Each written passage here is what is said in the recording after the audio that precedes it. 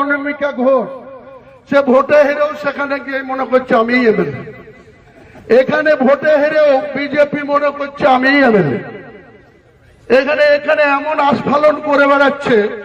তা আমি শুভেন্দু অধিকারীকে সেদিন বলেছি যে আপনি ভোটে জিতেছেন, আপনার দল জিতেছে, খুব ভালো কথা, কিন্তু মুর্শিদাবাদে আস্ফালনটা একটু কম করতে বলেন।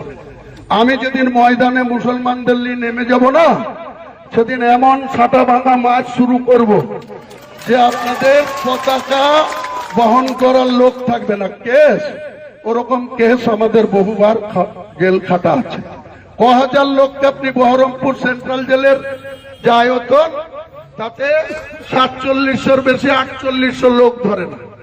লাখ লাখ লোককে রাস্তায় নিয়ে নামাবো আর ছাটা ভাঙা মাছ দেবো আর জেলে যাব। কদিন জেলে রাখতে পারেন, কত খাওয়াতে পারেন। যখন ভারত ছাড়ো আন্দোলন হয়েছিল 1942 সালে, তখন তো বিজেপির বস